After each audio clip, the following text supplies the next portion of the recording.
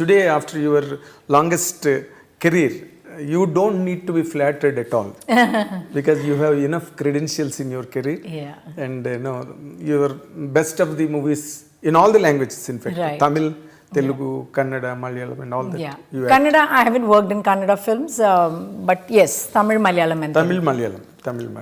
But the curiosity lies there after Atharinti Daredi. You were not too frequent on Telugu screen. Was there any apparent reason for that? No, nothing at all. Because after that is when I did Drushyam. So just after Atharintiki Daredi, I was signed for Drushyam, and I did both the Drishyams 1 and 2. And then I did Na Peru Surya. I did do a few films. It's just that I don't take on many films one after the other. I like to give myself that break before I do another film. It's for me to kind of just come back more energized, come back with a better perspective. And for a woman, it's always hard to kind of balance home and work. So yes. I want to kind of, strike that balance. Strike the balance. Yeah, so as much as I can. Yeah, as much as you can. It directly means that you give a lot of importance and pay attention to your personal life. Oh yes, very much, because that is where my heart is, honestly. And I think, as I've always said, that cinema is my passion, but it's not my priority. So even when I'm shooting, and even if I finish the shoot by 6 o'clock, I run back home. I just like to be in that space. You don't while away anywhere? No. I just rush back home, no matter whatever time the flight might be. It's just my little cocoon, my home. Your small home. Yeah. Small home. Yeah, it's not house. Yeah, it's a small home. It's a home. Yeah, it's a home. But after being so busy and engrossed in a career that has left you pauseless for a few decades, how could you handle that life that has nothing to do with the cinema for a longer space? Oh, I think I absolutely enjoyed that phase of my life as well, because I never take my stardom very seriously. For me, this is all a big bonus in my life. What matters to me is all the small little blessings I see every day in my life. The time I can spend with my family, my friends, without carrying the baggage of an actor. I can just sit and say what I want and not being judged by, or anything of that sort. I just like that personal space. So as I said, even my acting career, I've always looked at it as a 9-to-5 job. It's a job. Okay. It's not about whether you're a star or this is what is required of you, this is how you behave or anything. For me, it's not all about that. When I'm on the set, that's my job. You're an actor. I'm an actor, and that's what I have to do my best. After once you're off the sets or off the screen. Yeah, then I'm not Nadhiya, then I'm Zarina, which is my original name. And so even when I go back, people half the time get confused, because some people don't know how to address me, whether they call you Nadhiya or they call you Zarina. Because my friends who are not from cinema, they all know me only as Zarina, and then people in cinema know me only as Nadhiya. So but I'm leading this dual life. Yeah. You're double role. In life. In life. Normally, it is for me, it is a very exciting moment now, because I have interviewed you almost 35 years ago in AVM Studios. I came to, you were shooting some Tamil film, right? AVM 8th floor. Right. I came there and I interviewed you, and I went and I wrote it. That's our Telugu magazine at the time. It was on the top. It was Jyoti Chitra. The next week I brought it and gave it to you. But you do not know how to read Telugu. Then I would have made you read it. I would have asked you to read it. I read it and I explained it in English. Yeah. And you felt so happy for all the content, and you commented one thing, still I remember. Wow. You told me that I told you something and you have glorified and glamorized and put it in a right order without any confusion. Even sometimes I miss to tell you completely, you have filled the gap and completed it for a reader's. I agree. I'm sure I must have said it because sometimes you give interviews, and especially when it's print. on today even, I mean, with the power of editing, anything can be changed at any moment. But with print, what happens is like you have a one-on-one conversation.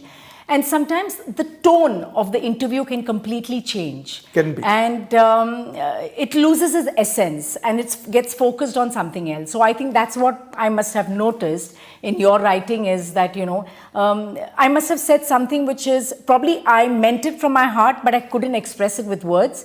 And you probably you got it, and then you kind of put it in words beautifully. So thank you. After that incident, this is the next time, second time I am coming. So the next will be after another 35 years. It should not be. And I wanted to know, okay, you told that once you have left that film industry and you went totally. I took a break, for 15 years. And completely you're occupied with your family life and home, organizing the home and all that. Did you choose any other special occupation or what do you call some avocation that kept you busy and occupied? Yeah, I think most of them know that I went to America after we got married. My husband was working there. So the first 3 months just took me time to kind of understand how life in America is, and but then my husband thought that since I've been so busy, it would be nice for me to be a little occupied. So he considered whether you would like to do like kind of an associate degree, a 2-year course, which you kind of make new friends and yet you learn something different. And actually I did that, and I did that for 2 years. I worked very hard. I made it to the dean's list, as they say, which is like you graduate among the top 5 or whatever. Oh. And I don't think I've worked so hard in my entire school or college life. So that was like a moment of pride, because there were not many brown kids in school then, in college. I was among the very few. So I felt very proud that, I could do so well.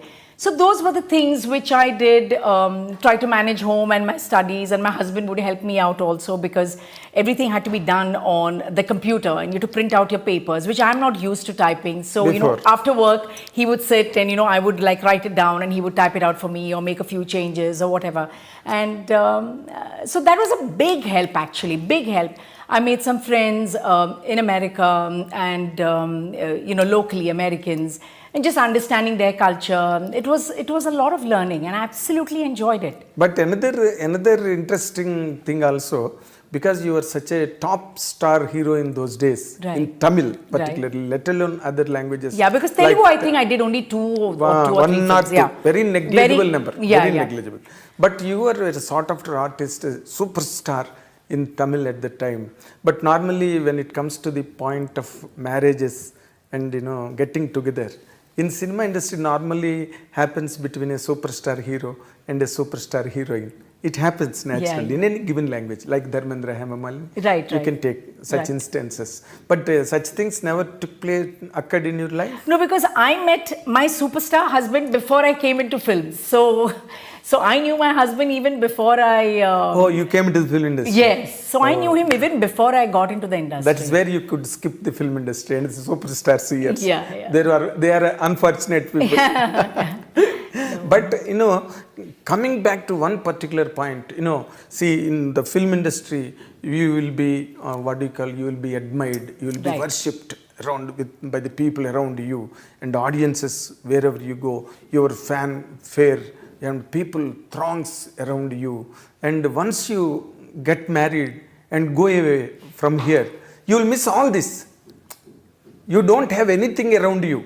And importantly, you will be 100% earning a lot of money on the top rank, and there will be a flow of money every time, every period, every stage. Sure. But all this will not be there in normal family life. How did you manage that, madam? I actually give a lot of credit to my parents. Okay. I've had both working parents who have raised us, I think, with all the right grounding that one is required. So even when I became an actress, and a popular one from the very first film, my parents always said that this is not life.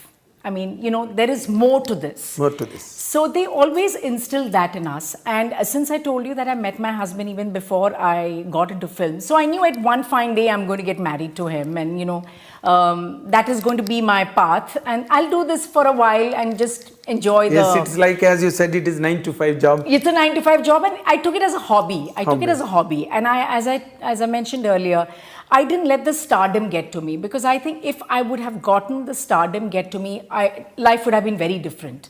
I took it as a job. I worked hard at whatever, I was offered. I worked with some very good directors, did some great films. Yes, I missed out on many too, because I left this. I was there only for 3 years. Exactly. From 85 to 88 is very small. Very short time. Very short time. I came like a hurricane and I just went away. Yeah. It is not hurricane, in fact, a tornado. So but I think there's a time for everything, is Of what course. we believe, and I think that was the time I wanted to settle down, and I'm very happy I took that decision. And then there were time to have kids, and I'm glad I could be with them for a long time as well. And then now when my kids are grown up, now they're working, now I have the time in my hands. My husband also has found, his passion of playing golf and work, so he's balancing that. So I said, why not? Once in a way, if I get some interesting film, but I miss home, so I cannot do back to back. Too much of work. Too much of work. And too many films. I miss home very. Back to back films. Yeah, no, I cannot do. And I just think then it gets very Unless boring. and until it excites you. Yes, but even if it excites me, I would rather take that break and do it rather than doing it